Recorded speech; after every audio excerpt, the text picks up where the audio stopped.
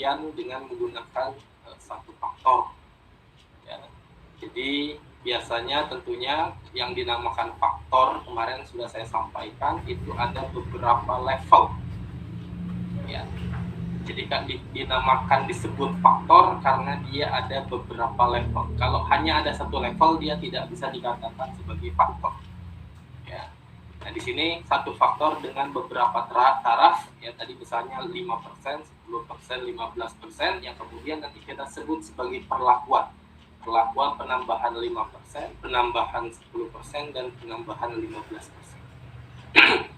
Di mana faktor yang lain kondisinya tetap. Ya, makanya disebut satu faktor, yang lainnya tetap.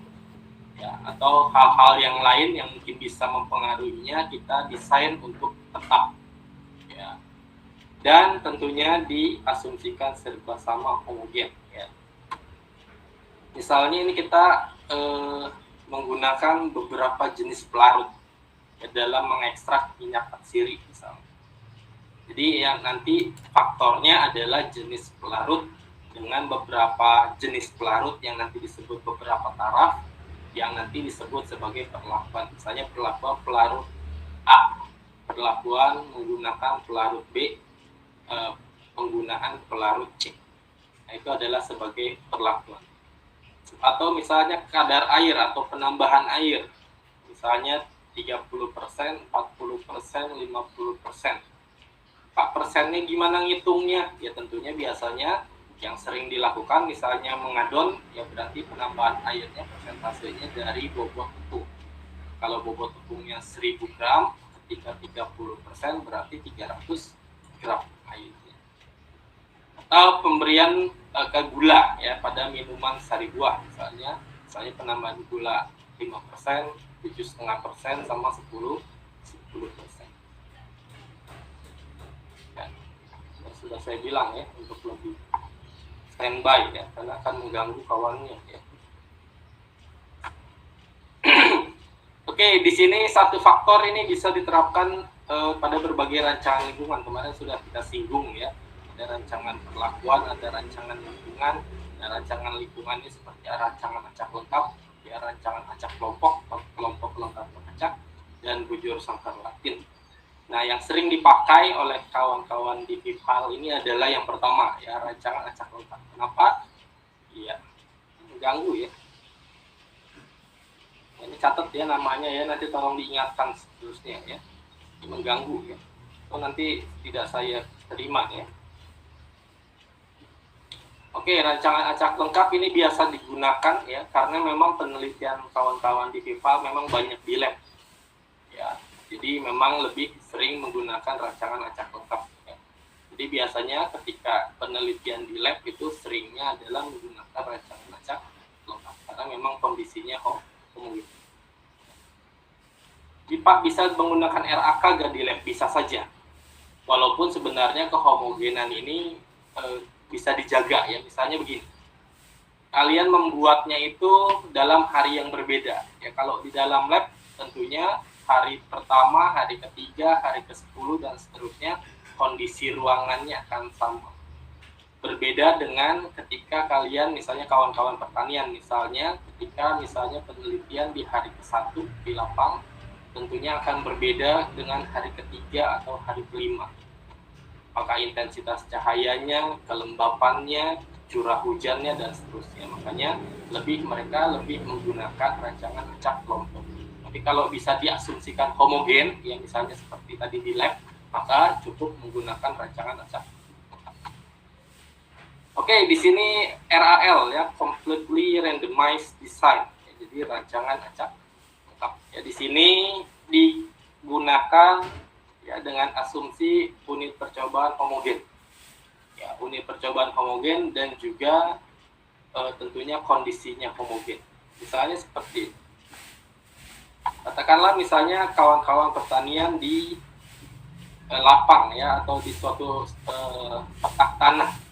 Katakanlah mereka mendapatkan suatu tanahnya, katakanlah ini sungai. Ya. Nah, lalu mereka bikin petak-petak di pinggir sungai.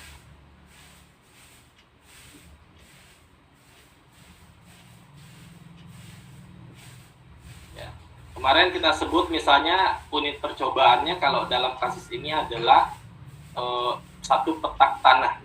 Perhatikan ketika kalian menanam atau kawan pertanian ya teman kalian ini menanam di sini dengan di sini, tentunya unit percobaannya akan lebih beragam. Ya, karena apakah tadi tingkat airnya ini lebih tinggi, di sini lebih rendah. Ya, berbeda dengan ketika kalian misalnya menguji dalam suatu lab. Ya, mau di sebelah manapun unit percobaannya itu adalah homogen. Belum ditambah sisi tadi lingkungannya. Lingkungannya hari ke-1 dia panas terik, hari kedua hujan. Sedangkan kalau di lab kondisinya ketika misalnya disetting menggunakan pendingin tidak dengan suhu 20 derajat Celcius misalnya, maka hari ke-1, kedua, ketiga, keempat dan seterusnya pun itu akan sama atau dianggap homogen. Jadi ketika seperti itu maka gunakanlah rancangan acak lengkap. Ya. Oke. Lalu kemudian jika bagaimana kalau misalnya jumlah unit percobaannya besar sekali, maka gunakanlah rancangan yang lain walaupun di lab. Tapi umumnya penggunaan jumlah unit percobaan di dalam penelitian-penelitian kakak kelas itu biasanya hanya maksimum itu paling banyak biasanya ada 18 unit percobaan. Ya, jadi kalau kalian pernah mengikuti kolokium ada 3 level faktor 1, ada 3 level faktor 2, maka nanti ada 9 kombinasi. Kemarin sudah saya jelaskan, 9 kombinasi perlakuan, ulangannya 2, tinggal dikali 2, jadi ada 18 unit percobaan. Jadi sangat sedikit ya, termasuk sedikit. Ya dulu saya penelitian kalau tidak salah 54 sampel. Ini dulu ya. Kasih dosen saya 54 unit percobaan. Ya, ini berapa 3 kalinya ya, 3 kali yang biasa dilakukan di kawan-kawan FIPHAS. Jadi tentunya ini terlalu banyak ya, kalau menurut saya terlalu banyak. Oke, jadi di sini kemudian ulangan ya, terkait ulangan. Nah ini memang yang sering dipakai kalau kalian perhatikan kolokium itu adalah memang hanya 2 ulangan ya. Ini sebenarnya pertimbangannya adalah jumlah nanti sampelnya yang akan terdesain. Karena nanti kalau diujinya sekian puluh ribu dan seterusnya, tentunya kalau ulangan semakin banyak biayanya semakin besar. Nah, tapi dengan catatan 2 kali ini bisa dilakukan dengan catatan kalian serius atau fokus. Ya. Karena kalau misalnya saya kemarin sudah sampaikan ketika ulangan 1-nya adalah 10 dan ulangan 2-nya itu adalah 90, ini akan bermasalah. Karena rentangnya terlalu jauh antara 10 dan 90. Ya, dan kemarin sudah saya jelaskan ulangan itu mengulang proses yang sama, bahan yang sama, timbangan yang sama, kadar yang sama, tapi bagaimana bisa yang satunya hasilnya 10, yang satu hasilnya 90. Nah, makanya saya bilang boleh 2 kali ulangan, tapi fokus ini harus diperhatikan. Jangan sambil bercanda, jangan sambil main-main, ya, karena ini serius. Jadi ketika kalian nanti mengerjakan di lab, ini jangan sampai terjadi. Ya, kalau yang satunya ulangan 1-nya 10, ulangan 2-nya 90, data yang benar yang mana? Makanya umumnya biasanya ulangan yang dipakai adalah 3 kali. Jadi misalnya 10, 50, 10,2. Nah ini 50 bisa kita anulir. Ya, bisa lebih tegas bahwa memang hasilnya itu di sekitar 10 sekian dan seterusnya. Ya, karena di sini kita punya 2 data yang mirip ya, 10 dan 10,2. Jadi boleh 2 ulangan tapi fokus. Ya ini kadang saya lihat suka bercanda-bercanda ya ketika mengerjakan penelitian. Tidak ya, jangan. Ya boleh santai tapi tetap fokus. Pak, boleh nggak ulangan berbeda? Boleh, tapi umumnya tidak. Atau ulangannya biasanya yang dilakukan mahasiswa adalah sama. Oke, lalu pengacakan ya tentunya kemarin sudah kita bahas prinsip dasar percobaan, ada pengacakan poin kedua setelah dilakukan pengulangan. Ya, kalau untuk pengontrolan lingkungan tadi sudah disampaikan bahwa RAL atau di lab ini termasuk homogen. Jadi kita bisa anggap bahwa lingkungannya terkendali. Jadi tinggal kalian melakukan ulangan dan tentunya melakukan pengacakan. Nanti pengacakannya kita contohkan untuk RAL ini. Oke, ada pertanyaan tadi sini?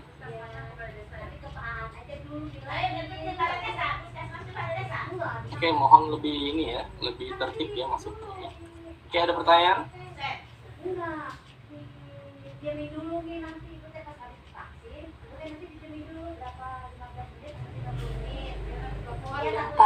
Oke, sudah paham ya. Jadi ini mohon diperhatikan ya, kalau memang tidak ada pertanyaan. Oke, kita balik lagi, kita ambil contoh kasus. Di sini ada 6 perlakuan ya. Ada 6 perlakuan, ada satu faktor yaitu yang disebut dengan PEC. Ya, kita anggap saja satu faktor, dia adalah PEC dengan 6 level. Jadi totalnya perlakuannya ada 6, P1, P2, P3, P4, P5, dan P6. Lalu kemudian diulang 3 kali. Jadi P1 dilakukan 3 kali. P1, P1, P1. P2, P2, P2 diulang gitu ya. Jadi kalau diulang, perhatikan kalau diulang itu berarti komposisinya sama, prosesnya sama, dan logikanya, datanya pun tidak boleh jauh-jauh dari orang pengulangan. Ya. Jadi ini mohon diperhatikan ketika kalian melakukan suatu penelitian. Ya, saya bilang jangan terlalu selebor ya di dalam lab ya. Karena memang seharusnya di dalam lab sebelum memasuki lab harusnya kalian mendapat atau mempunyai sertifikat GLP ya, Good Laboratory Practice. Ya, karena memang di situ bukan tempat untuk bersenda gurau ya, tapi untuk memang melakukan suatu pekerjaan. Oke, lalu diulang 3 kali. Tentunya di sini kita punya unit percobaan ada 6 kali 3, 18 unit percobaan. Jadi kita punya P1 ulangan 1, P1 ulangan 2, P1 ulangan 3, sampai P6 ulangan 3. Itu kita punya sampel atau unit percobaan sebanyak 18. Lalu kita acak. Yang paling gampang adalah ya, kita membuat kotak sebanyak 18. Karena tadi kita punya 18 unit percobaan. Ya, tadi P1 ulangan 1, P1 ulangan 2, dan seterusnya sampai P6 ulangan 3.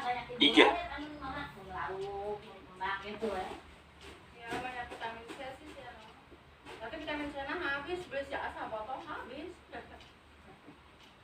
Tiap hari hiji. Ada 18.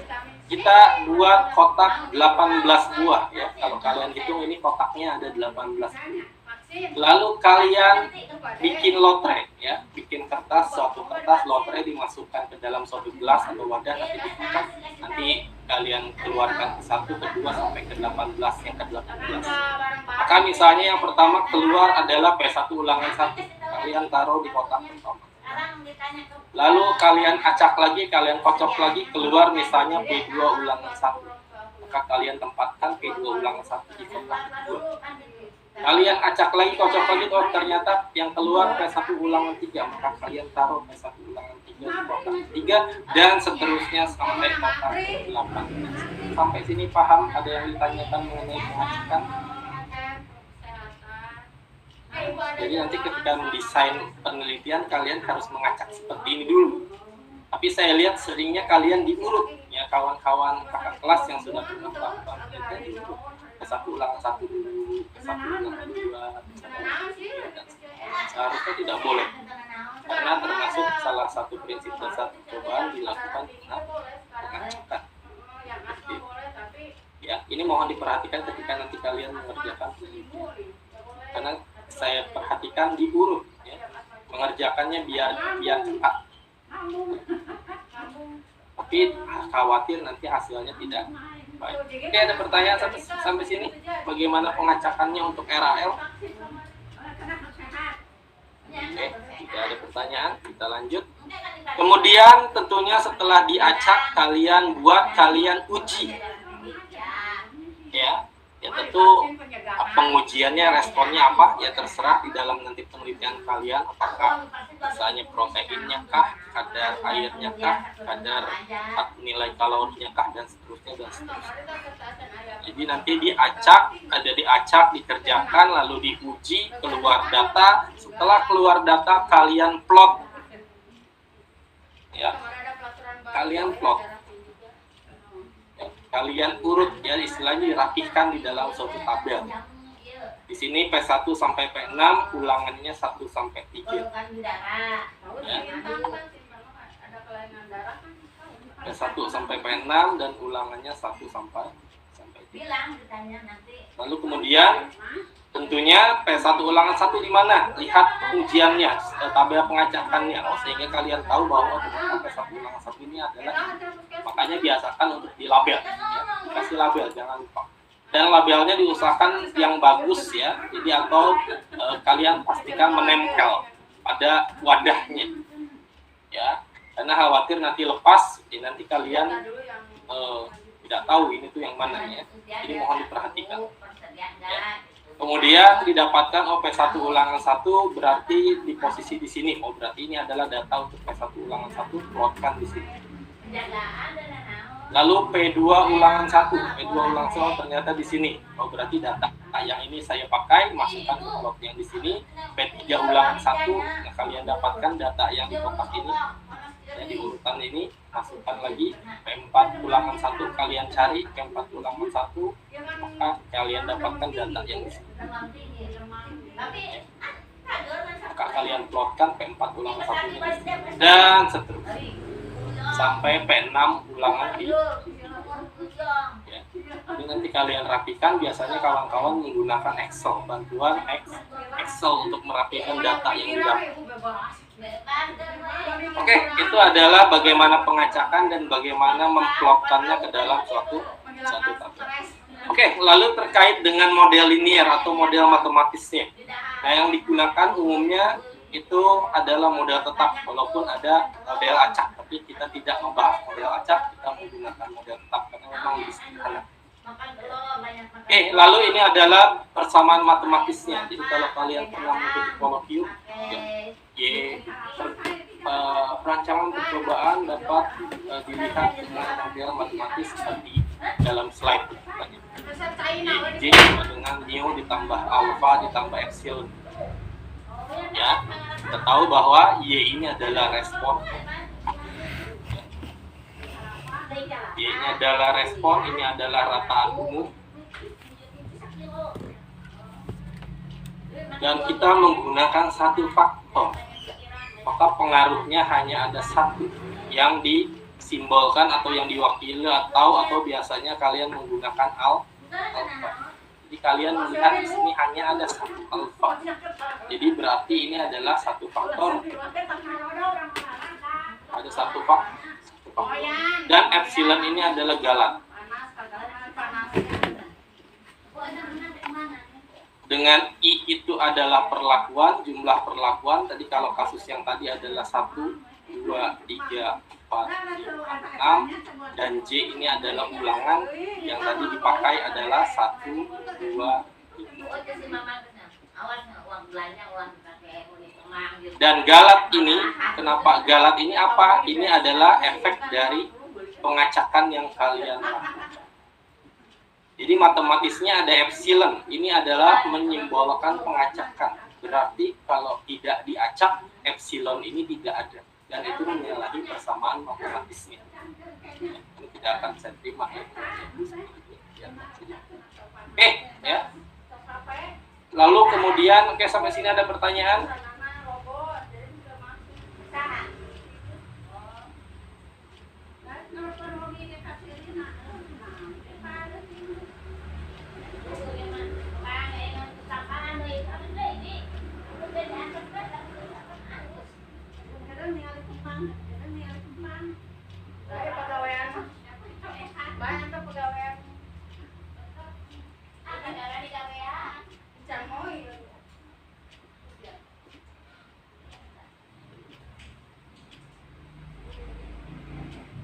Ada pertanyaan, kawan-kawan?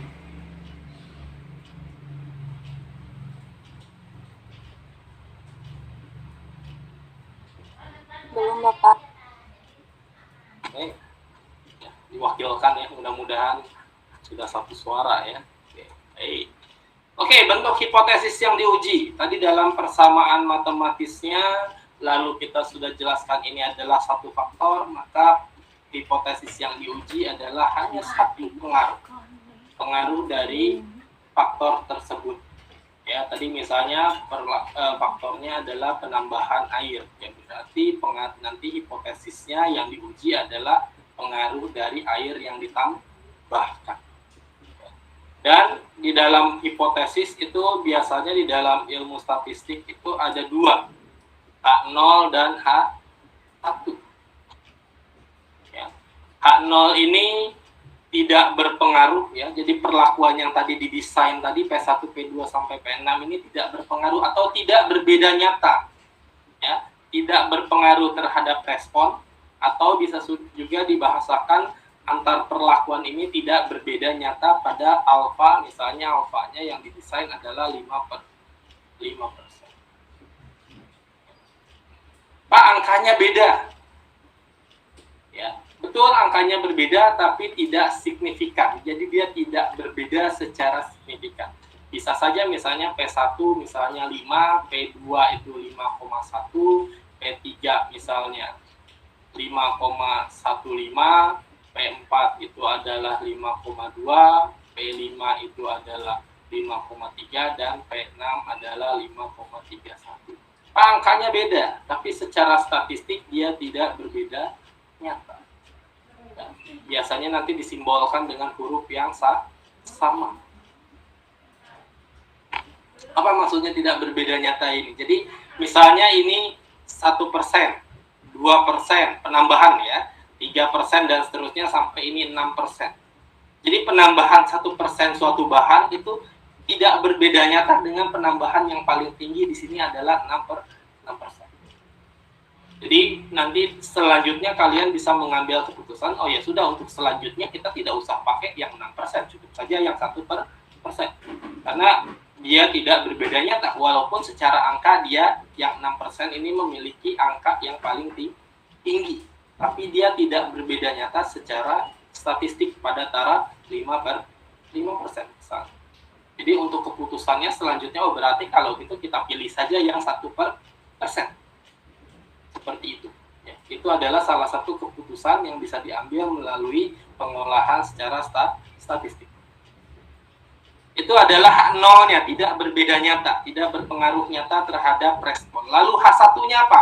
Kalau H0-nya tidak berbeda nyata, tidak berpengaruh, maka H1-nya adalah minimal atau paling sedikit ada satu perlakuan yang berbeda nyata, atau minimal ada satu perlakuan yang berpengaruh nyata terhadap respon. Pak, kenapa bahasanya minimal paling sedikit? Karena kita tidak tahu mana yang berbeda, mana yang tidak. Tapi jelas di dalam hasil perhitungan ada perlakuan yang berbeda atau yang berpengaruh. Tapi kita tidak tahu, belum tahu mana yang berpengaruh atau yang berbeda tersebut. Makanya nanti ada dilakukannya uji lanjut. Biasanya kalau di kakak kelas kolokium, ketika P kurang dari 0,05 maka dilanjutkan dengan uji lanjut dan CAT. Kalian pernah mendengar ketika kalian mengikuti kolokium, maka itulah yang terjadi. Ya. Jadi ketika H1-nya diterima atau paling sedikit minimal ada satu perlakuan yang berbeda nyata, maka diuji lanjut untuk mengetahui mana yang berbeda nyata. Ya, nanti ada di materi keempat kalau tidak salah ya, 4 atau 5. Nah itu adalah hipotesis yang diuji. Hanya ada satu karena di sini satu faktor. H0-nya tidak berbeda nyata, tidak berpengaruh terhadap respon. Lalu H1-nya minimal ada satu yang berpengaruh. Ada pertanyaan? Tidak ya. Tidak ada masalah. Jika tidak, mudah-mudahan paham. Ya, jangan sampai tidak paham ya. Ini adalah persamaannya. Ya, ini adalah penurunan rumusnya tapi tidak kita pelajari. Jadi kita terima saja untuk menghitung dari atau mengolah data yang timbul dari suatu pengujian. Lalu kemudian biasanya di dalam kolokium kalian mungkin pernah menyaksikan bahwa ini analisisnya dilakukan dengan menggunakan ANOVA. ANOVA itu adalah Analysis of Variance. ANOVA itu akronim ya, singkatan ya. Analysis of Variance atau di dalam bahasa Indonesianya adalah sidik ragam atau analisis seragam.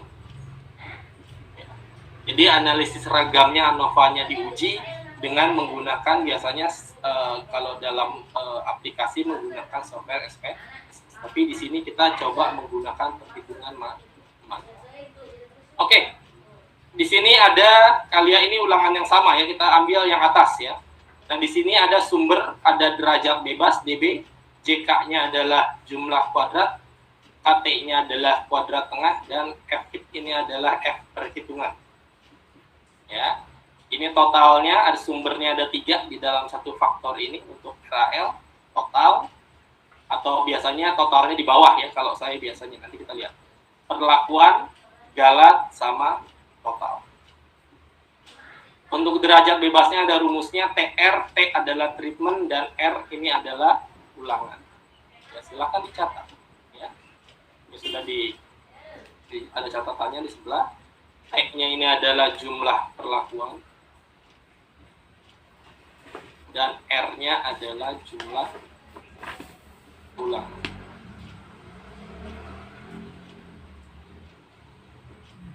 Jadi kalau tadi ulangannya 6, ulangannya 3, perlakuannya 6, 18 kurang 1 berarti DB-nya 17, dan seterusnya. Lalu JK jumlah kuadrat, nanti ada persamaannya. Ini yang kita akan hitung, terus ke KT, terus ke hitung. Dan nanti terakhir ada F tabel. Ini yang kemarin saya minta untuk kalian menyiapkan tabel F. Mudah-mudahan sudah kalian siapkan hari ini. Ya, jika Pak saya belum, ya sudah ya, ikuti saja ya, nanti dipelajari. Ini adalah persamaannya dengan simbol semua. Ini mohon diperhatikan nanti pada saat perhitungannya ya. Mohon untuk tidak meninggalkan HP-nya ya. Jadi jangan sampai kalian sudah kehilangan kuota tidak mendapatkan apa-apa. Jangan. Lebih baik kehilangan kuota tapi saya mendapatkan sesuatu ya. Oke, di sini ada FK, JKT total, jumlah kuadrat total, JKP perlakuan, dan JKG adalah untuk galat atau error. Ini ada rumusnya. Ya. Jadi mohon diperhatikan bagaimana nanti perhitungannya ya, karena rumusnya ini sering mengecoh mahasiswa. Ya, karena tidak dipelajari, lihat saja rumusnya bingung dalam penggunaan. Oke, ini yang tidak sama ulangannya, kita skip. Dan ini adalah perhitungannya, nanti kita lihat ya, lebih aplikatif. Nanti untuk pengujian hipotesisnya, tadi sudah ada rumusnya. Ya. Ini F hitungnya KTP bagi KTJ. Nanti kita lihat. Dan nanti ada F tabel ya. Nanti F hitung kita bandingkan dengan F tabel. F yang kita hitung kita bandingkan dengan F tabel di tabel F yang kemarin saya minta untuk disediakan. Ketika F hitung lebih besar, maka dia atau hipotesis 0 ditolak. Berarti H1 diterima. Berarti ada perlakuan, minimal ada satu perlakuan yang berbedanya. Kalau F hitung lebih kecil, maka H0 diterima. Maka perlakuan tidak berpengaruh nyata atau tidak berbedanya nyata. Oke, mudah-mudahan bisa dipahami sampai sini. Lalu ada koefisien keragaman, ada rumusnya, ini tinggal dimasukkan saja. Nanti kita coba hitung, dan ini adalah contoh. Oke, sebelum saya mengerjakan contoh, ada pertanyaan?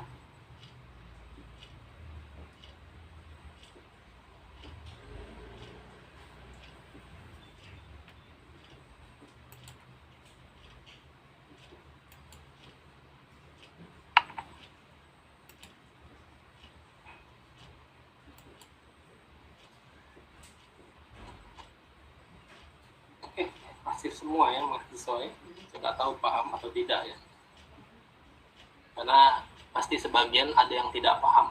Kenapa saya bilang? Karena kelulusan hanya 60 sampai 70% saja. Jadi berarti ada 30 dan sampai 40% dari kalian yang pasti ada yang belum paham tapi tidak mau bertanya. Jadi jangan dibiasakan ya kawan-kawan ya. Kalian sudah dewasa, kalian tahu kebutuhan yang kalian harus penuhi. Jika merasa tidak paham, silakan bertanya. Ini saya selalu tekankan di dalam mata kuliah saya. Kalian sudah dewasa, jangan mengikut terus sama temennya ya. Jadi kalau misalnya ada pertanyaan, sampaikan dengan baik, insya Allah dosen akan membantu menjawab. Itu mohon diperhatikan oleh kawan-kawan. Jangan nggak bisa biarin aja dan seterusnya ya. Oke, ini ada contoh ya. Ini saya mengambil dari contoh di buku ya. Bukunya memang kemarin sudah saya sampaikan ya. Ini buku yang saya pakai, saya ulangi lagi ya. Ini perancangan percobaan karangan Prof. Macik. Nah di sini memang lebih banyak ke pertanian ya. Nanti kita yang penting tidak ada masalah, memang konsepnya secara konsep sama persis. Secara konsep sama persis. Oke, di sini ada perlakuan 0, 16 dan seterusnya sampai 64 dan ulangannya sampai 8. Ini adalah ada nilainya ya, ini sudah tentunya sudah diacak, sudah dilakukan pengacakan, sudah diuji dan ini sudah dirapi. Jadi di sini ada perlakuannya dan ulangannya. Jadi di sisi kiri ini adalah perlakuan dan ulangannya di sisi atas.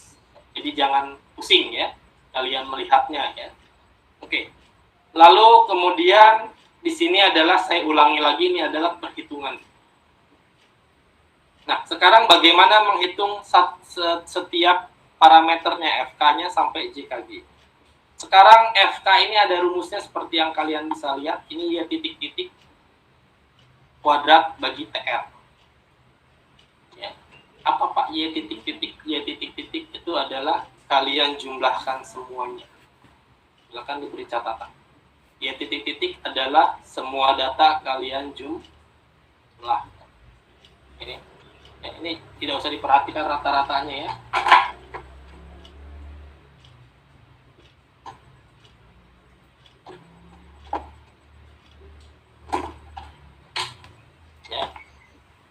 Jadi rata-ratanya di skip saja, jangan diperhatikan dulu ya, karena memang ada dua cara percobaan tapi kita tidak menggunakan yang rata-rata.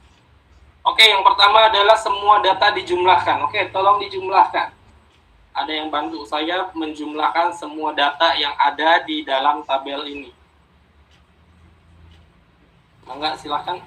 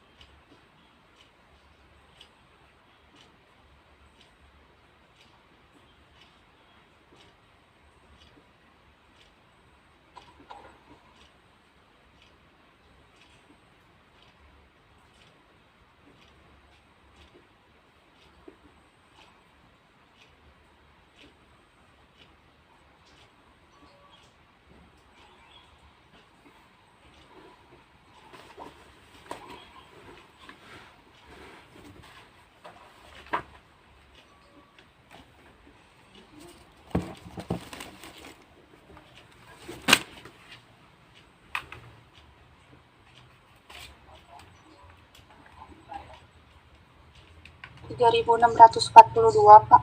3.642. Ada yang beda? Biasanya sering ya dalam perhitungan ini ada yang beda. Tidak mungkin ya, data sama hasil beda itu tidak mungkin. Jadi kalian nanti bisa berdiskusi, silakan berdiskusi.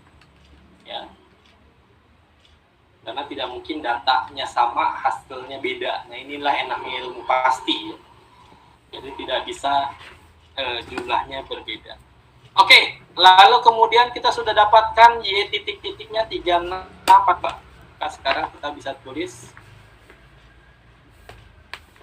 FK sama dengan Y titik-titik kuadrat dibagi TR, lalu Y titik-titiknya 3642 kita kuadratkan, T-nya ada berapa tadi? Kita cek. T-nya ada 5, ulangannya ada 8. E-nya 5, ulangannya 8. Berarti tinggal kita hitung 3642 pangkat 2 kita bagi dengan 40. Maka kita dapatkan 331.604,1. Ada pertanyaan sampai sini?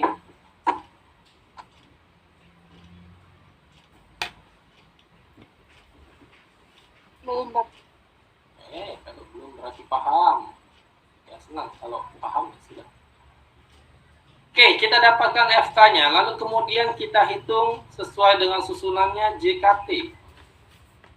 Rumusnya adalah ini yang atas, tapi kita menggunakan yang bawah. YIJ kuadrat kurang FK. FK-nya tadi sudah kita dapatkan. Pak, apa itu YIJ pangkat 2? YIJ pangkat 2 adalah setiap data dikuadratkan. 100 kuadrat tambah 100 kuadrat. Ingat, karena ini sigma ini adalah definisinya adalah jumlah ya, penjumlahan. Ya, penjumlahan dalam artian semua data yang dioperasikan itu dijumlahkan. Dan rumusnya YIJ pangkat 2. Jadi 100 kuadrat tambah 100 kuadrat tambah 100 kuadrat tambah 100 ditambahkan ya. Dan seterusnya sampai tambah 76 kuadrat. Ada pertanyaan sampai sini?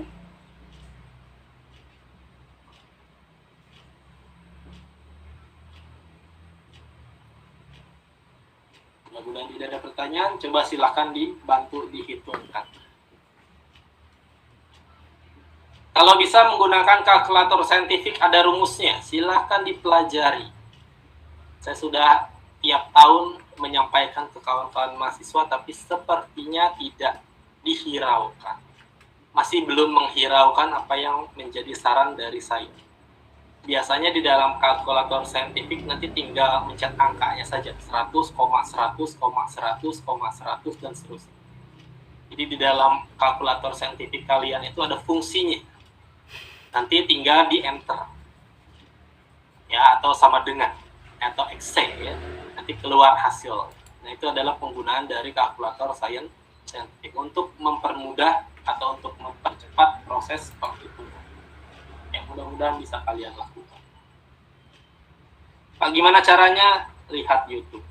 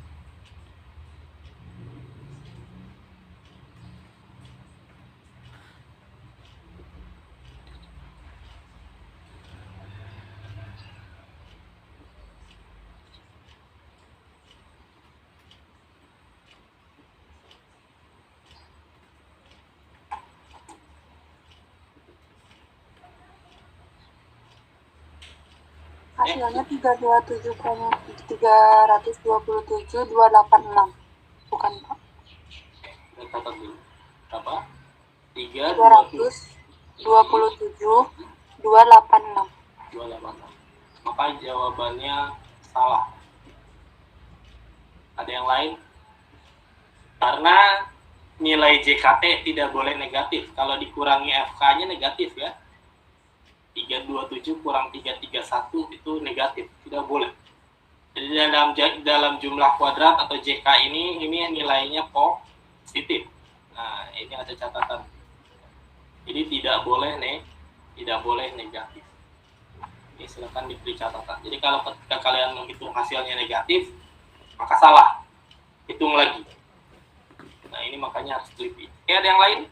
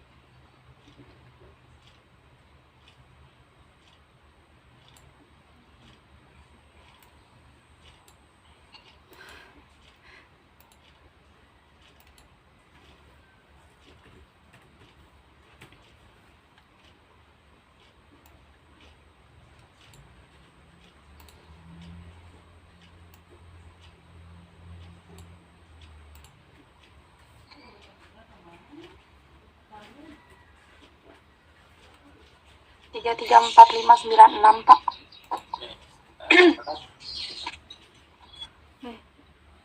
Berapa? 3, 3, 4, 5, 9, 4. 5, 9, 6. Ini saya coret yang pertama ya, karena memang salah, tak boleh negatif. Oke, ada yang lain? Kalau ini nilainya ya pasti jika dikurangi FK-nya. Ya, 3, 3, 4, 5, 9, 6 dikurangi 3, 3, 1, 6, 0, 4,1. Maka hasilnya adalah 4,1.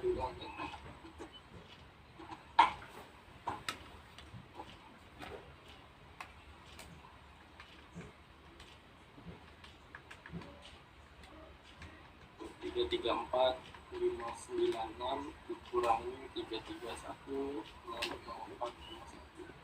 Maka hasilnya adalah 2991,9.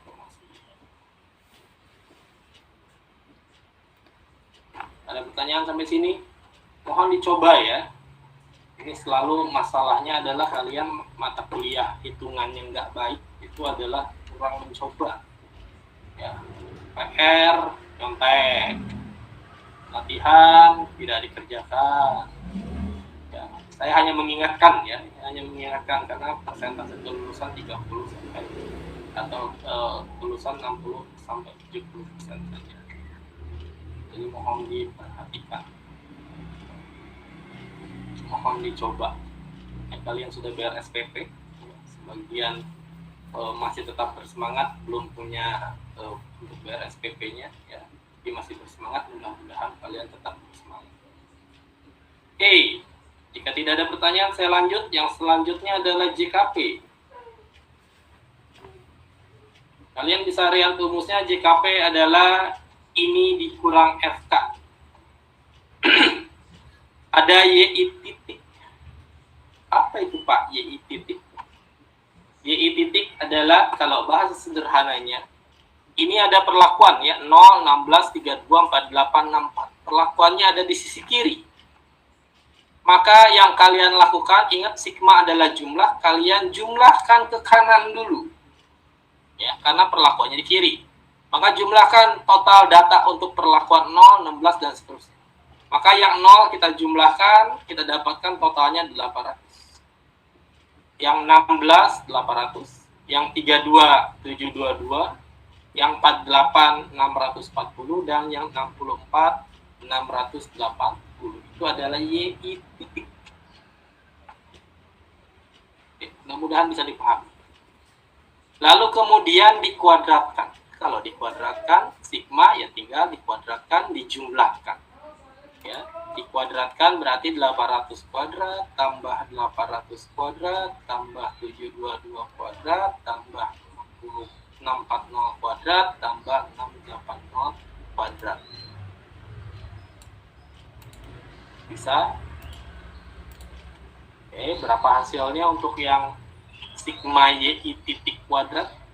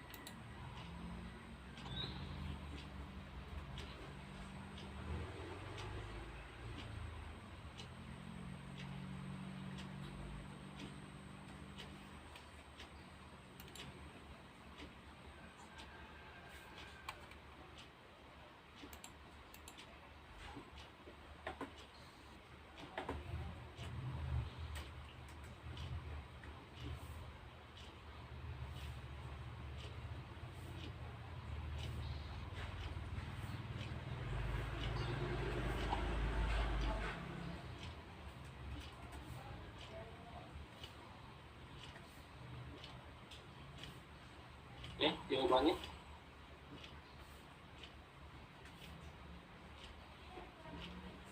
YI titik kuadrat ya Pak. 2683588. 2.600. Oke. 2 683.588. Oke, ini adalah hasilnya. Ya, saya percaya ya sama yang dihitung Mbaknya. Kemudian dibagi dengan R. Ya. Jadi kalau ini dituliskan, dirumuskan tadi ya, atau sebelum ke sini tadi 800 kuadrat ditambah 800 kuadrat ditambah sekian ditambah yang terakhir adalah tadi 680 pangkat 2. Ini adalah hasilnya. Lalu kemudian dibagi R. R-nya ada berapa?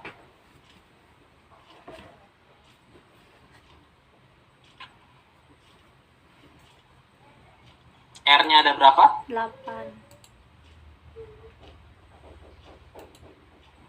8. 8. Tinggal dibagi 8. Yang tadi sudah dihitungkan dibagi 8. Maka hasilnya adalah 335. 335. 448,5. Dikurangi dengan FK. Jadi ingat hasilnya harus positif. Pak tidak positif, ulang lagi sampai positif. Jadi positif di sini sesuatu yang baik ya, bukan positif COVID ya, tidak ya.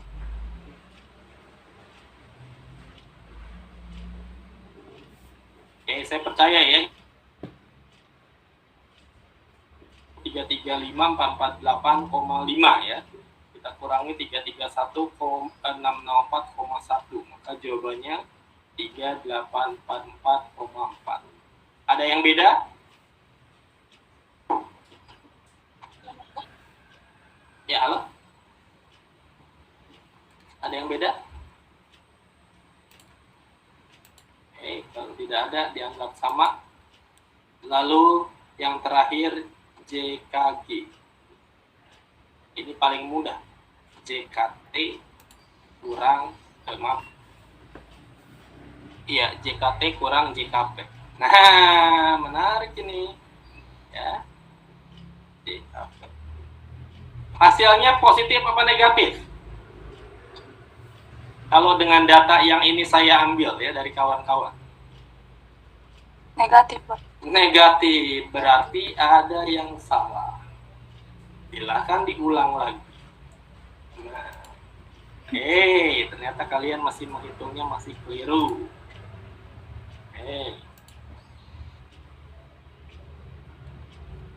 Ya, kalian perhatikan, anggaplah ini adalah ujian. Ya. Karena ujiannya nanti beruntun ya kalau rancop ya.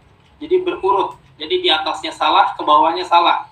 Ketika di atasnya salah, nanti di bawahnya salah, ya nilainya 0 berarti ya. Jadi ini mohon diperhatikan. Ya, mohon diperhatikan benar perhitungannya. Bagaimana bisa?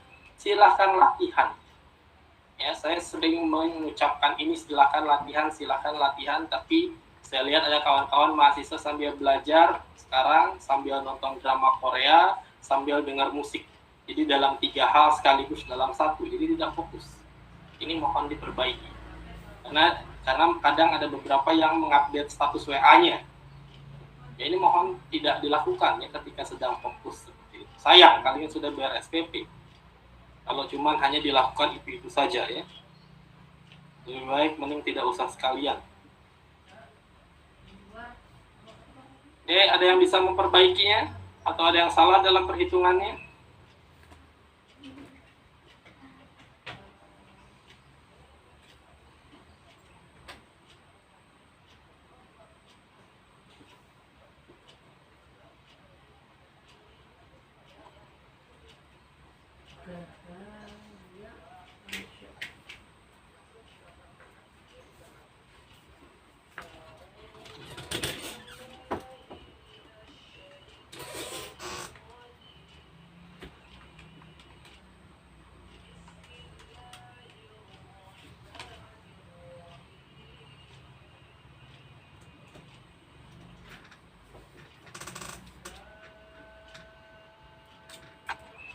Kawan-kawan,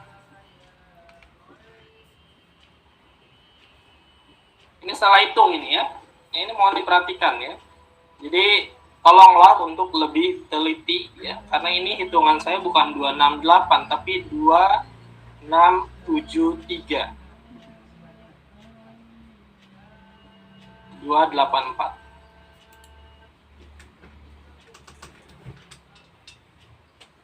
Ya, 2673 284. Lalu kemudian dibagi 8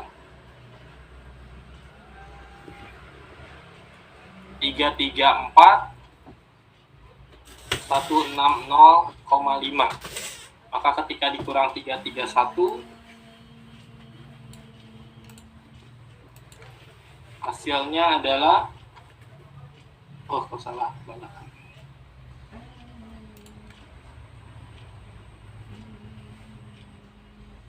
331,604.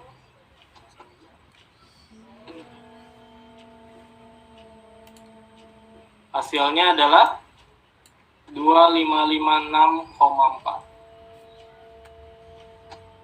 Oke, sampai sini ada pertanyaan? Kawan-kawan?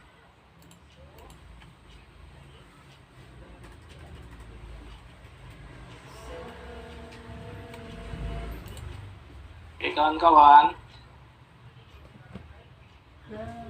Belum, Pak. Ya, ini belum tapi keliru ya.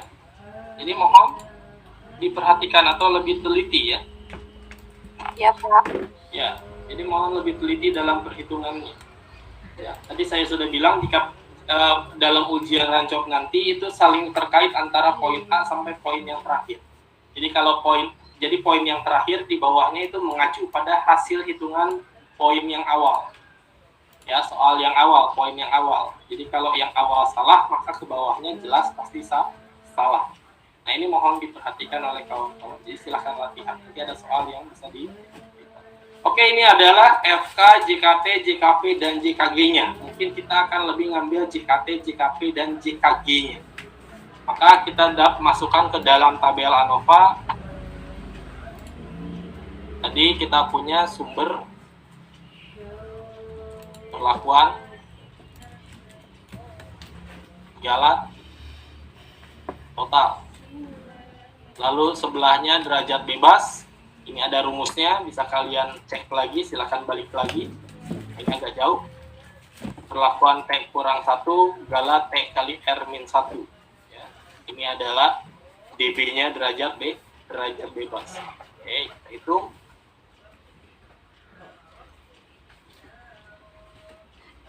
T kurang 1 berarti T-nya ada 5, berarti 4 ya, kurang 1. Lalu galatnya T kali R-1. R-1 berarti 7 dikali 5 berarti ada 35 dan totalnya 39.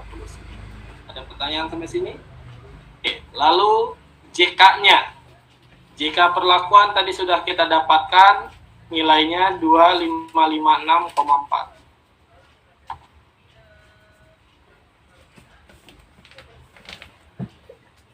Lalu untuk galat kita dapatkan 435,5. Ya, mudah-mudahan silakan dicek ya, mudah-mudahan benar ya perhitungannya 435,5.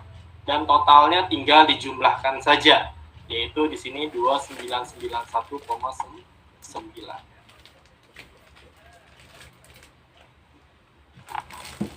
Lalu kita hitung kuadrat tengahnya. Bagaimana menghitung kuadrat tengah? Caranya mudah saja. JK kita bagi dengan DB. Ya, di dalam menghitung KT itu adalah JK dibagi derajat bebasnya. Maka tinggal kita bagi 2556 bagi 4.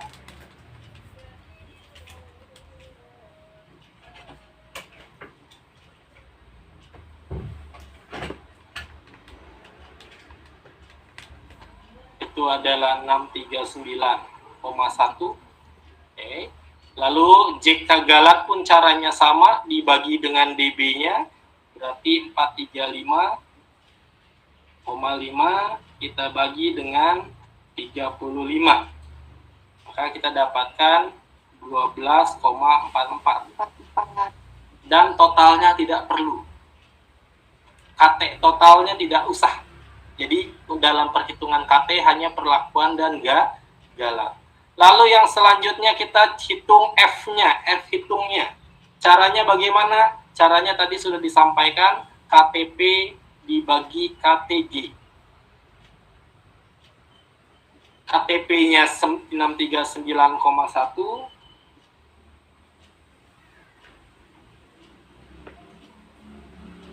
Lalu KT galatnya 12,4.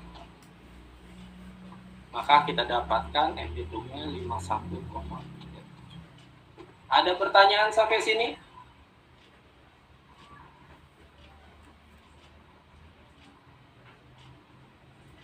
Ada pertanyaan?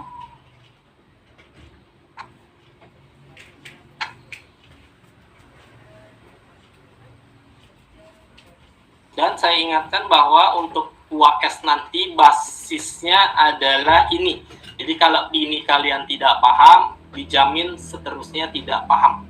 Karena sebenarnya konsepnya mirip. Jadi kalau kalian ini mengerti, seharusnya nanti untuk RAK, RBSL 1 faktor, RAL 2 faktor, RAK 2 faktor, dan seterusnya itu akan paham. Tapi kalau tidak paham di sini, akan tidak paham selanjutnya. Jadi mohon diperhatikan. Oke, ada pertanyaan sampai mencari F hitung?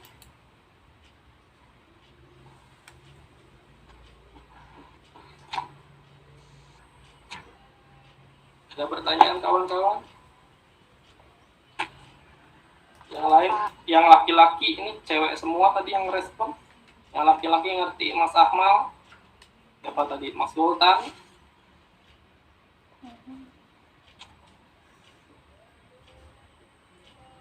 Ya, jadi setiap diniatkan setiap kuliah itu harus sampai mengerti selama kuliah. Jadi kalian niatkan, kalau tidak mengerti silahkan bertanya. Itu yang harus kalian tanamkan. Ya. Jadi harapannya semester 6, 7, 8 itu kalian bisa mendapatkan nilai maksimum. Ya, jadi jangan lagi untuk berleha-leha, silakan untuk lebih semangat. Pak, Ya. mau bertanya, yang 4 itu sama galat 35 itu maksudnya apa ya, Pak? Bah, diulang lagi. Ya, saya dari toilet tadi. Ya. Oke, yang lain nanti silakan dipelajari ya. Jadi mohon difokuskan ya. Tadi ada rumusnya, silakan cek lagi nanti tabelnya di slide sebelumnya ya, masnya ya. Jadi nilai 4 itu dari mana dan nilai 35 itu dari mana. Itu adalah nilai derajat bebas. Ya, nanti silakan lihat rumusnya. Nah, nanti bisa bertanya sama kawan-kawannya. Ya, ada rumusnya bahwa yang perlakuan T kurang 1 dan yang galat ini rumusnya adalah T kali R min 1. Mudah-mudahan tidak bertanya ya Pak, T itu apa, R itu apa ya. Tadi sudah saya jelaskan ya. Makanya tadi mohon untuk diperhatikan layar HP-nya. Ya, T itu adalah treatment, ya, ini bahasa Inggris, dan R ini adalah replication atau ulangan. Ya. Oke, ada yang lain?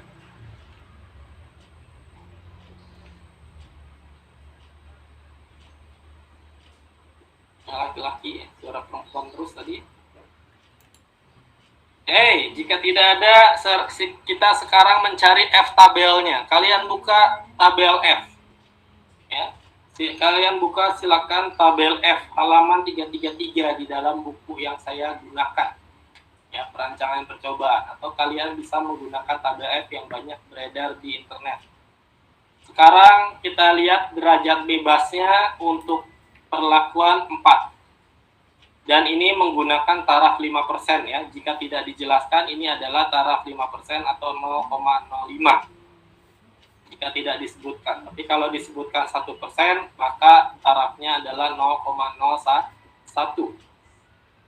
Oke, sekarang kita lihat DB-nya yang perlakuan 4. Kalian cek DB1-nya yang di atas kalau di dalam buku. Ya, DB1-nya angka 4, cari angka 4. Maka kalian akan temukan angka 4. Lalu galatnya atau DB yang kedua yang kita gunakan adalah 35. Kalian cek DB yang kedua, ada tulisannya di buku ya. DB kedua biasanya posisinya di sebelah kiri. Ya, DB2-nya cari angka 35. Pak, tidak ada Pak 35, adanya 30 sama 40. Ya, bisa diambil ke 30 atau bisa ngambil ke 40. Kalau di tengah-tengah. Misalnya DB galatnya 32, maka kalian bulatkan ke 30 karena memang di tabel tidak ada 32. Ya, kalian bisa cek di sini hanya setelah 30 itu langsung 40. Jadi kalau 35 bagaimana Pak? Ya sudah, ikutkan ke 30 saja. Ya, atau ikutkan ke 40 saja. Nah, kalau saya ikutkan ke 30, tadi 4, 30 dan 0,05, maka kita dapatkan angka, ada yang bisa menyampaikannya ke saya? DB1-nya 4, DB2-nya 30, dan alfanya atau taraf nyatanya 0,05. Bisa kalian temukan angkanya?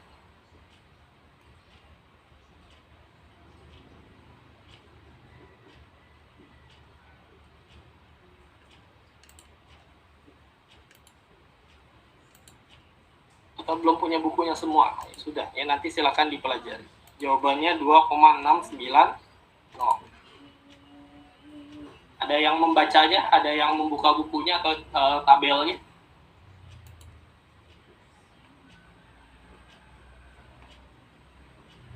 Tidak ada respon. Kita lanjut.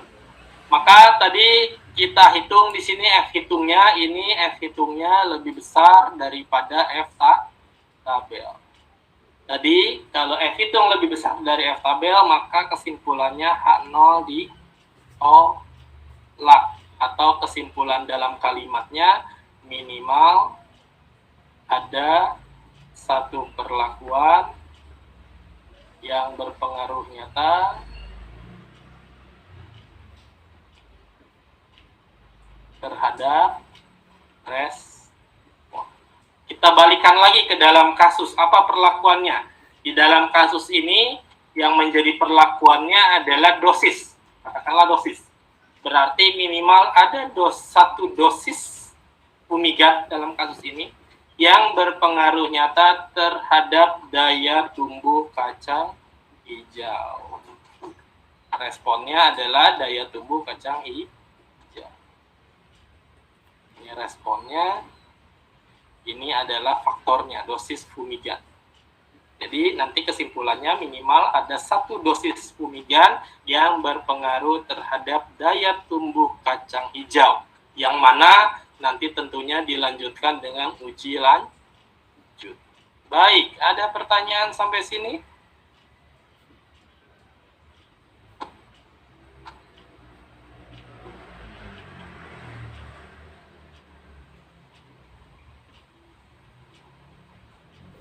Bapak maaf, kira-kira bisa di ini nggak Pak, yang kita mengetahui F tabel karena kita belum dapat ininya Pak. Kan kemarin saya sudah minta minggu kemarin cari bukunya, boleh beli atau boleh pinjam. Jadi tidak dilakukan usaha ini sama kawan-kawan. Atau kalian bisa menggunakan tabel F yang ada di internet. Kemarin saya sudah nitip ya. Jadi mudah-mudahan tolong diperhatikan ya apa instruksinya begitu ya kawan-kawan atau rekan-rekannya. Jadi ketika dosennya memberikan instruksi mohon diperhatikan dan dicatat dan dicari ya. Jadi kalau seperti ini kan jadi bingung. Karena saya tidak punya soft file-nya. Ini bukunya bisa kalian lihat. Saya nggak tahu gimana caranya. Ya. Oke, silakan cari.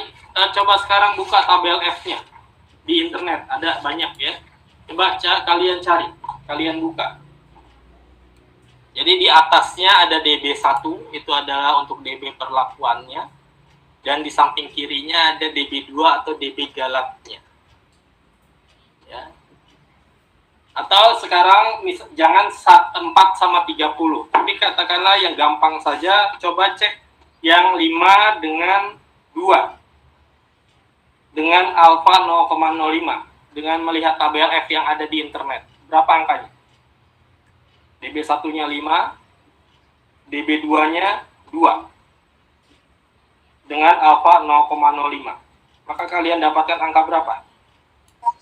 19,30 bukan Pak? Berapa? 19,30. Oke, 19,30. Oke, sudah ada yang menangkap.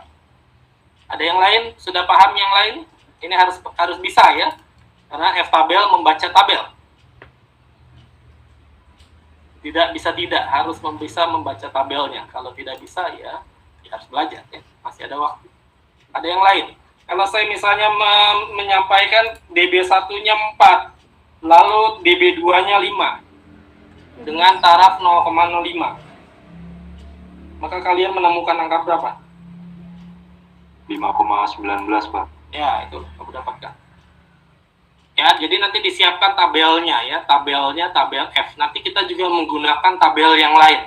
Tabel Chi-square, tabel nanti ya untuk uji lanjutnya terutama. Jadi mohon untuk disiapkan tabelnya. Bisa kalian pinjam ke kakak kelas angkatan 2017. Gue minjem dong. Ya palak aja. Pinjam dong bukunya buat dipakai atau buat kuliah rancong. Kalau tidak, kalau kalian misalnya keberatan dengan harga bukunya, bisa minimal di copy ya tabelnya tersebut. Atau kalau tidak ya tadi ya mencari di internet. Kalau tidak salah aplikasinya juga ada di Play Store. Kalau tidak salah, silakan kalian cari. Ya semuanya akses semua mudah. Tinggal kalian yang tinggal sedikit berusaha. Ada pertanyaan?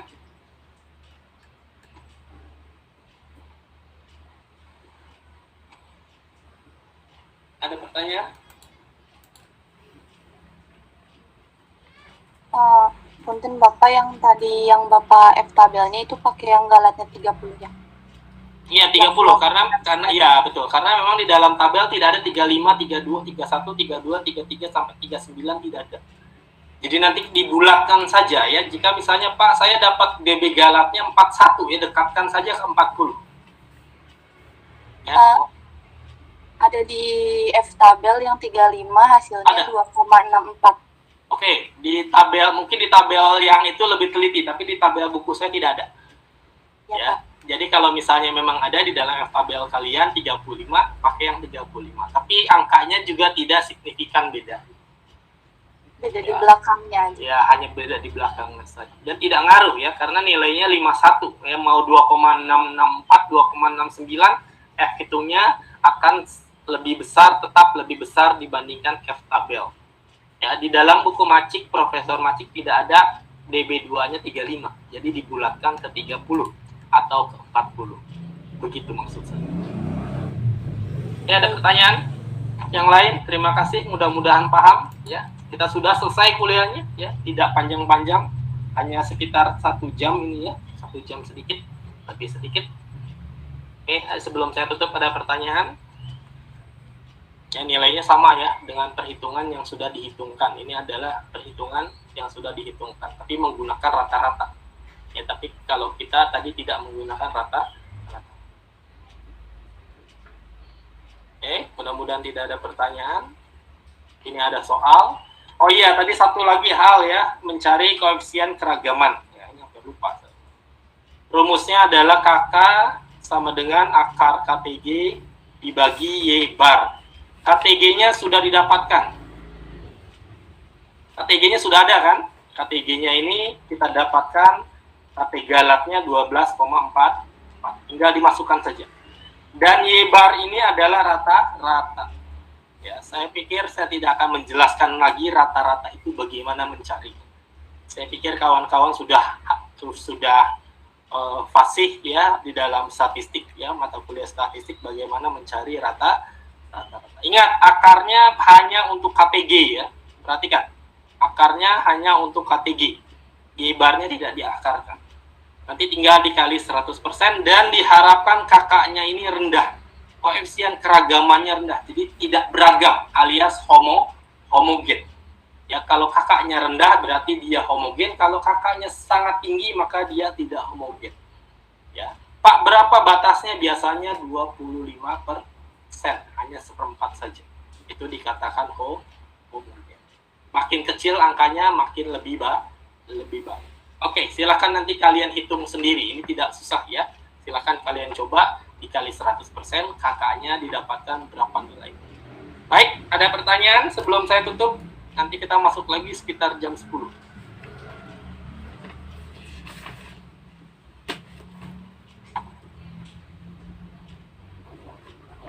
Oke, kalau tidak ada pertanyaan, kita tutup saja. Mudah-mudahan kawan-kawan menjadi paham.